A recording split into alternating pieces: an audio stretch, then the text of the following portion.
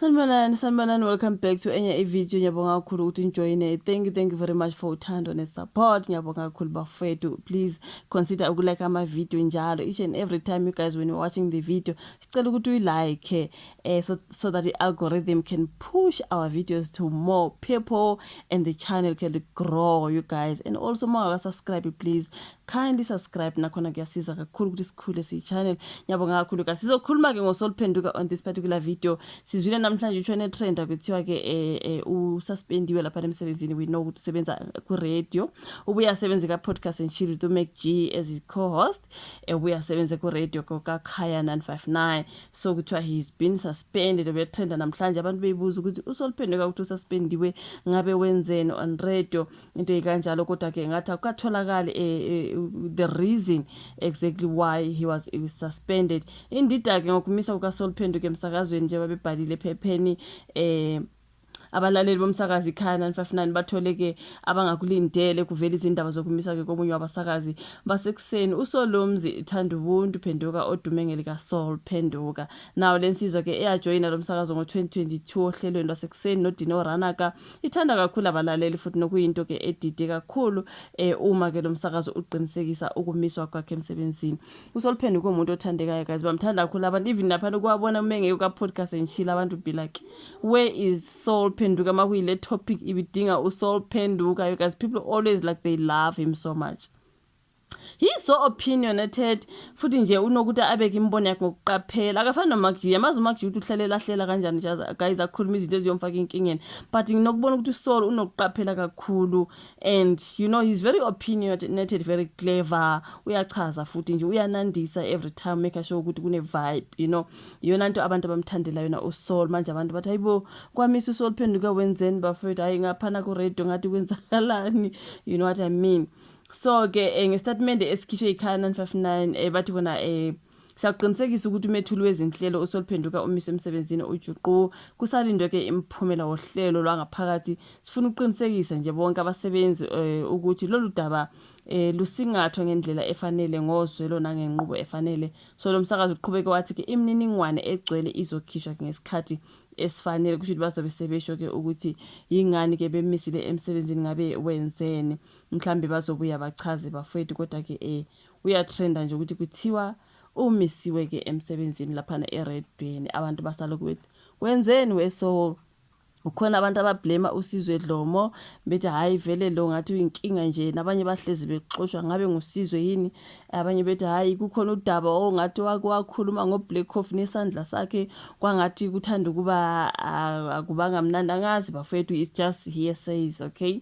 Nami sengiyasho ukuthi abantu manje sebefuna impendulo, sebejaha ukwazi ukuthi isiphi sona sizathu esenza ukuthi asuspend. Ngabe udaba lokuthi waphawula ngoBlack Coffee ngesandla sakhe kabi, mhlambe mhlambe uSizwe Dlomo lona bathi uyinkinga lapha namabesha abaningi. Akumina ngisho njalo, bathi uSizwe Dlomo nje wena ohleze exoshisa abanye emsebenzi. Angazi bafethu, mhlambe kukhona akukhulumile nje okube kungamele akukhulume, you know what I mean. So ke angazi, sisazolalela ke sizwe ukuthi what exactly happened ngoSol.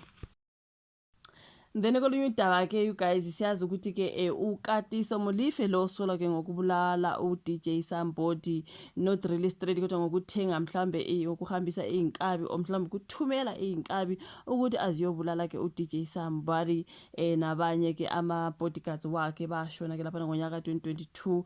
Kwaseke ziphuma indaba ukuthi ubaba uKatiso Molefe ke lo ongqondongqondo kuyo le ndaba yokubulawa kwabo DJ Sambodi.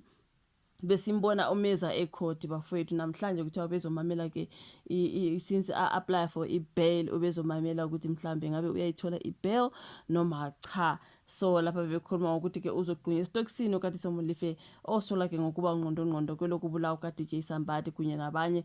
Khumbula kwabuye kwavela uDJ Vintoso, Tonti Ndleni, kuthiwa ke abo Amand Swart, kuthiwa ke zonke lezo uyathinteka ubaba uKatiso Molefe. I think mina ngizothi ubaba uKatiso Molefe because ngathi ngizwile ukuthi ngathi over 60, ngathi ukukhulunywa nje ngeminyaka u61 lapha if I'm not mistaken. Ngathi hawu baba 60 something nje Okay, ukhathiso Katie Molefe unqatshelwe ibail ke inkantolo yemantshi yase-Alexandra imantshi uRenia Boshoff ukhiphe isinqumo sokuthi wehlulekile ukufakazela izimo ezihlukile ukuze ke adedele ngebail uzobuyela enkantolo ngomhla ka-18 September ke ubaba uKatiso mbona abantu abaningi becelebrate bethi hallelujah hayi lo baba nje akahlale khona estokisini guys angeke bakwazi ukuthi bamnikeze ibail ngoba kuningi okungenzeka but abanye bethi guys zonke lezi zinto basihlela besejele nje benza zonke lezi zinto besejele kubulawa abantu kwenziwani.